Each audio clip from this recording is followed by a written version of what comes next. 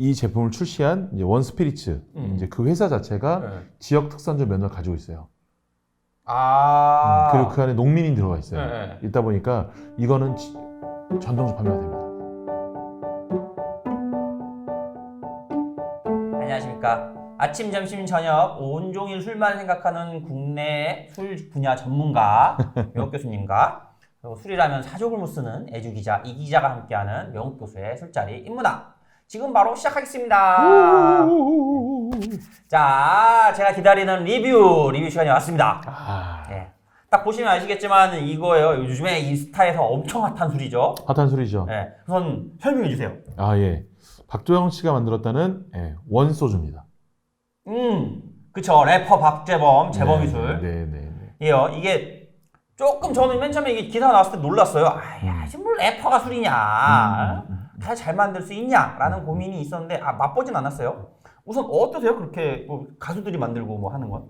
실은 뭐 이 가수들이 일반적으로 참이슬 처음처럼 이런 거 만들면 별로예요, 실은. 그냥 희석식 그냥 싼 술 이거 만들고 매출 올려서 거기서 그냥 내가 거기서 뭐 이익만 가져갔다 그러면 되게 매력이 없는데 지금 이 술의 사회적 가치를 가진 게 뭐냐면은 지역의 농산물과 그리고 지금 감미료 없이 순수한 직접 증류를 통해서 만든 그런 증류 소주, 전통 방식의 소주를 만들었단 말이에요. 이런 것 자체가 대한민국의 소주 문화를 나쁘게 이제까지 구축되어 온 이 소주 문화를 좋게 개선할 수 있는 좋은 모습으로 좀 나왔다. 이렇게 봅니다. 예. 그러니까 뭐 참외술이나 뭐 처음처럼 같은 그런 식의 뭐 원료가 뭔지 알 수도 없는 술은 아니라는 거잖아요. 그렇죠. 그럼 이건 우선 쌀로 한 건가요? 이게? 쌀로 만든 거죠. 아. 쌀로 만들고 지역 농산물로 만들었고. 만든 그런 소주고 그래서 이제 프리미엄이라고 얘기를 할 수 있는 거죠. 근데 재범이가 갑자기 왜 만든 거예요? 원래 제가 알기로 박재범 씨가 뭐 조지 클루니라든지 이런 그리고 또 유명한 더 록이 아니구나. 더 록 프로레슬러 이름이 더 록인데 누구죠? 그 영화 배우로 하시는 분. 그 미라에 나왔고 까먹었어요. 누군지 알아요? 하여튼 찾아봐. 남자는 관심이 없어서. 아무튼 그 사람이에요. 예, 그분이 자기만의 맞아요, 드웨인 존슨. 예, 맞아요. 피디님 알려줬네. 그래서 자기 술을 만들어서 이렇게 좋은 술을 만들어서 그걸 가지고 팬들과 소통을 하는데 우리나라는 왜 그런 게 전혀 없냐라는 생각을 이분이 가지고 있었고 제가 알기로. 그런데 이제 원래는 그냥 일반적인 한국의 소주를 만들려고 했어요.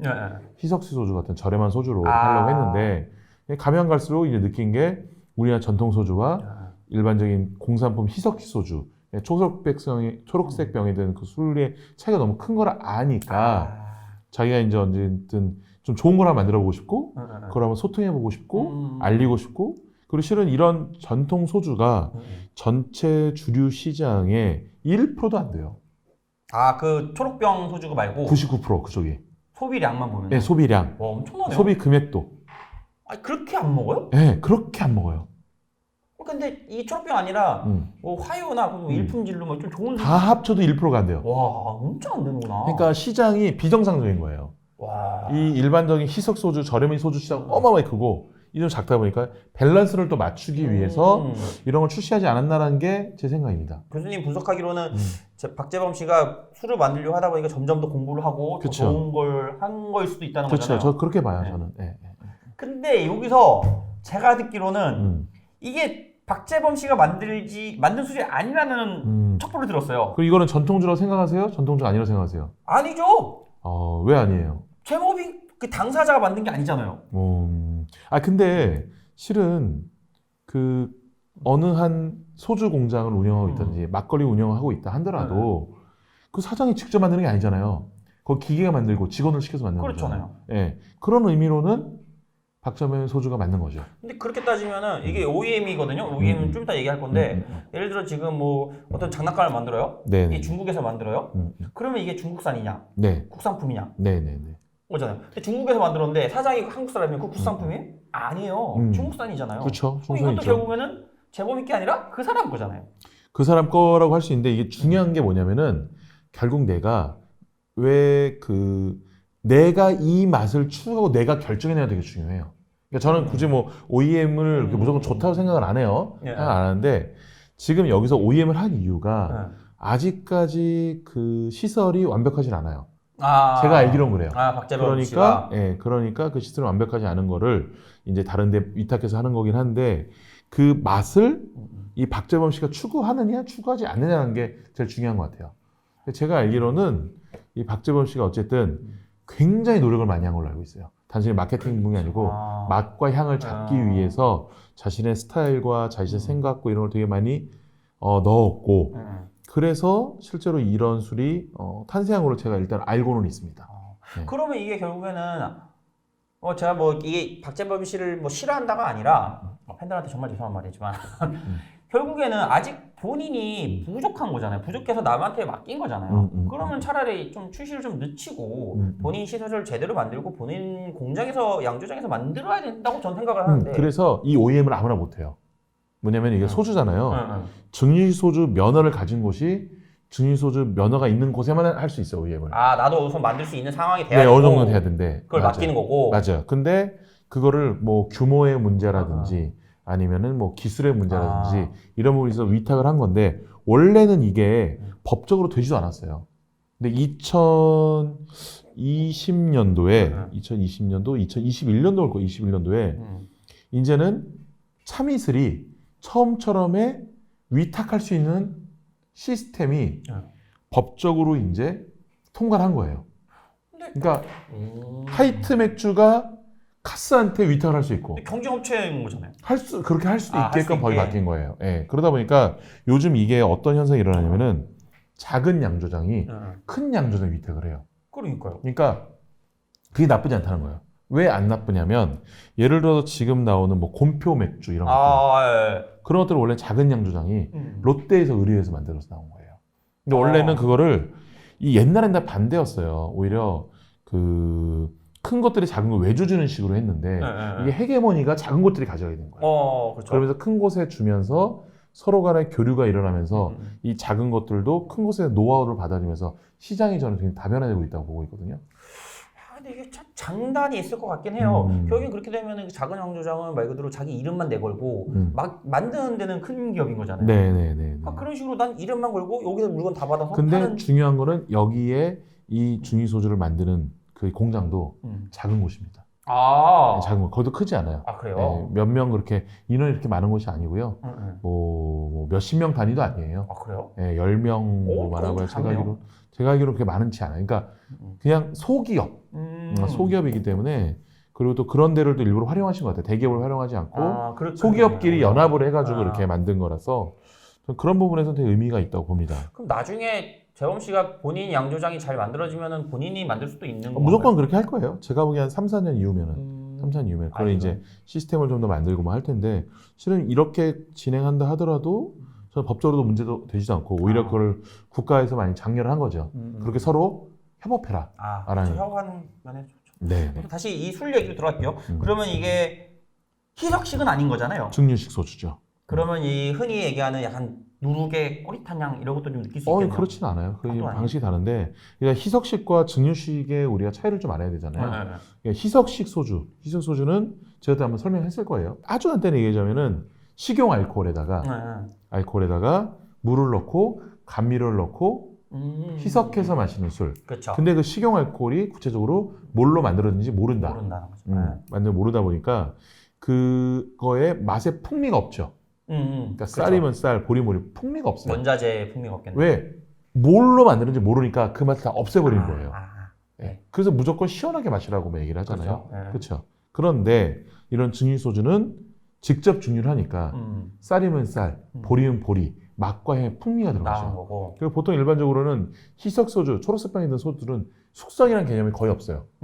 그냥 주정, 그 양조용 알코올에다가 물 넣고 조미료 넣고는 바로 출하해요. 이런 애들은 숙성을 시키죠. 몇 달이라도 더 숙성을 시켜요. 그러니까 맛이 안정화되면 맛이 부드러워지는 경우가 있어요.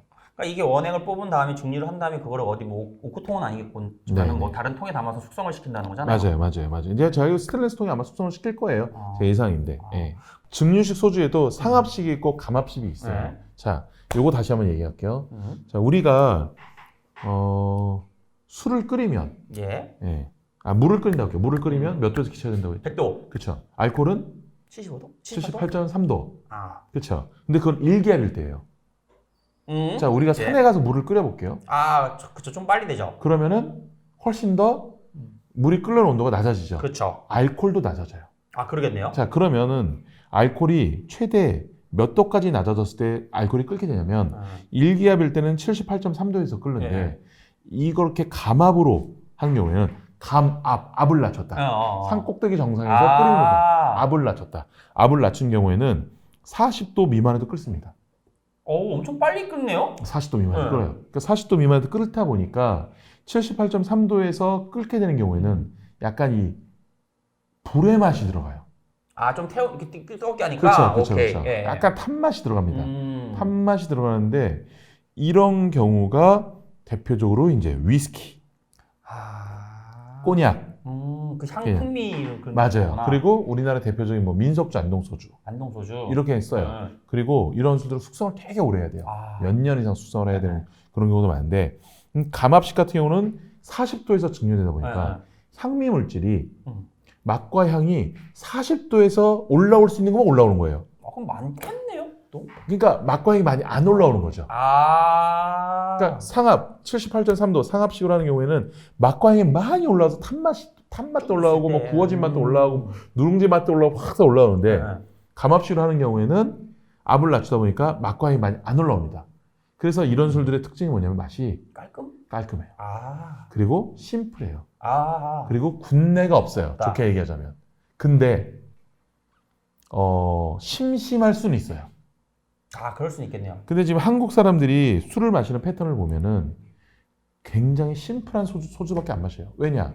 섞어 먹어야 되고. 섞어 먹어야 되고, 맞아요. 좀 소맥용이기도 하고, 다른 맛이 들어가면 다른 음식과의 매치도 생각을 해요. 고민해야 되는 거예요. 그렇죠. 그러다 보니까 굉장히 심플한 거를 추구하고, 그 기존의 심플한 것들이 이제 참이슬이나 처음술 같은 거였는데, 그거에 업그레이드 고급 버전이라고 보시면 됩니다. 업그레이드 그렇게 얘기해야 되나? 그것과 다른 거지만, 그것과 맥락이 전혀 다르지만은 않은. 비슷하지만 종류의. 비슷한 맛을 추가적으로 고급스러운 맛을 내는. 이 술에 대해서 많이 얘기했는데 중요한 건 맛을 봐야 돼요. 맛이 과연 깔끔할지 아니면은 제가 흔히 하는 안동소주처럼 약간 꾸릿꾸릿한 향이 날지. 우선 근데 이거 좀 꺼내는 지 오래돼서 이대로 먹어야 되나요? 아니면 얼음 타서 먹어야 되나? 일단은 처음에는 무조건 그냥 마셔봐야죠. 원해 그때 마셔보고 나중에 원해 그 물이라든지 물은 얼음이라든지 탄산수 같은 거 타서 드셔도 탄산수가 있겠구나. 네네. 오케이. 자, 전문가분께서. 참고로 원소주는 뭐 여러 가지 뜻을 가지고 있잖아요. 이기고 있다 뭐 이런 것도 있는데. 그래요? 중요한 건 여기 본사가 원주입니다. 본사가 원주라서. 네. 그래서 그런 거예요? 네네. 그래서 원소주라는 게 원주 소주다라는 그런 뜻도 있을 수 있다는 한간의 소문이 있습니다. 향은 그 소주가 주는 탁 쏘는 그 알코올이 찌르는 맛은 일단 없는 것 같아요. 네. 딱 특유의 그 소주 향이 없어요.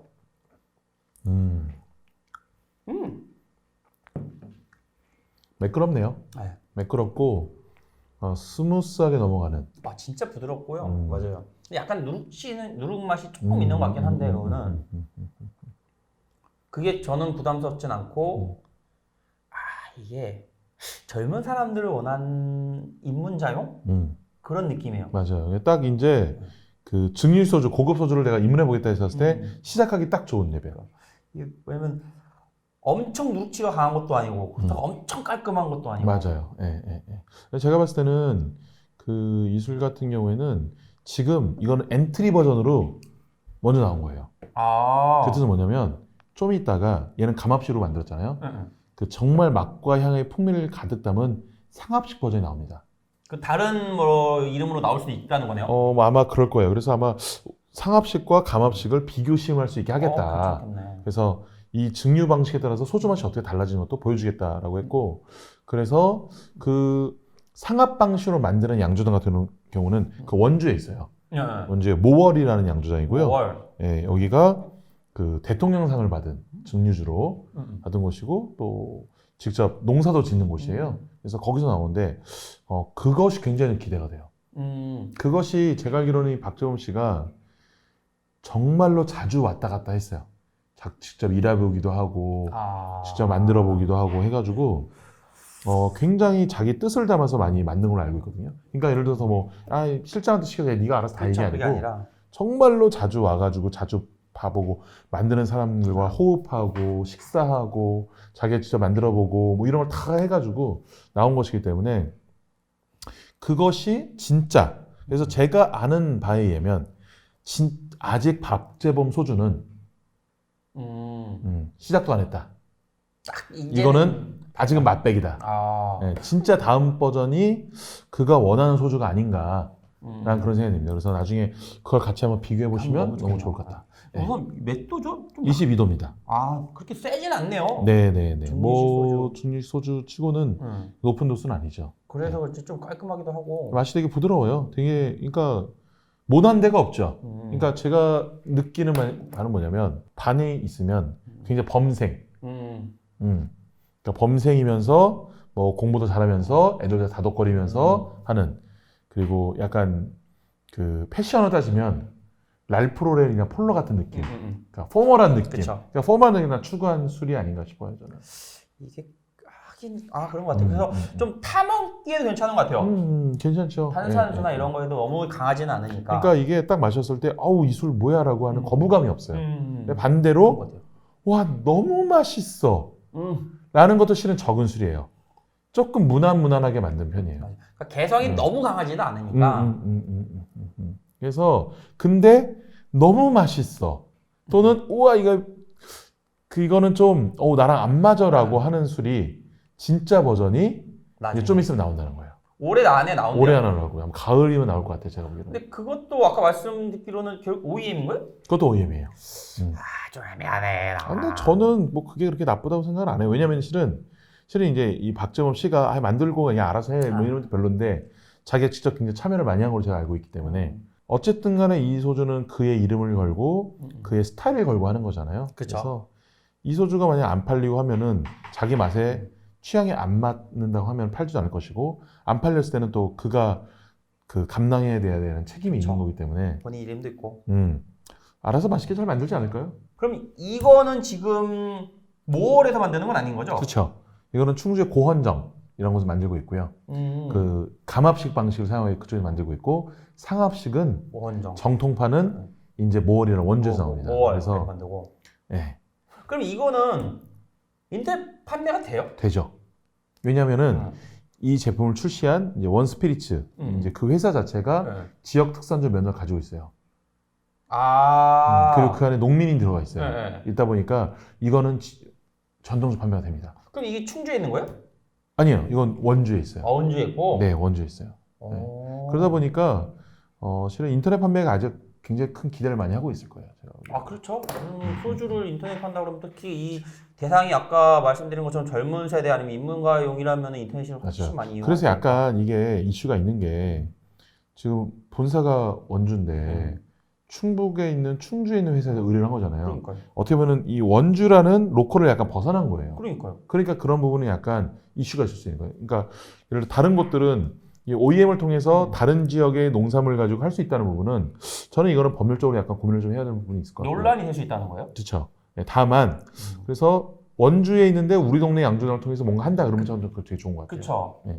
근데 지금 원주에 있는데 다른 데서 만들어서 가져온 거고 그걸 또 원주에 있는 걸로 해서 온라인 판매를 한다는 거니까. 그렇죠. 근데 뭐 어쨌든 전체적으로 이렇게 유명한 셀럽이 전통주의 영역이 들어선 거잖아요. 그렇죠. 그 우리나라 쌀로 만드는 걸 시작한 거고 무감미료로 하고 본연의 발효와 증류의 맛을 즐기자고 해서 이렇게 출시한 것은 전통주 업계가 되게 고마워할 일이라고 저는 생각을 해요.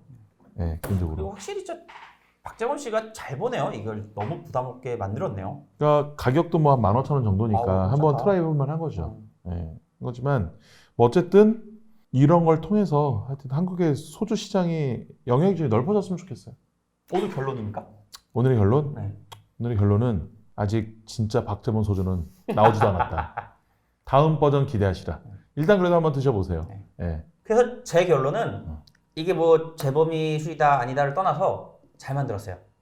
전통주에 입문하고 싶은 사람들한테는 적극 권장, 추천하는 술이다. 요 정도 딱. 양보 많이 했다. 아우.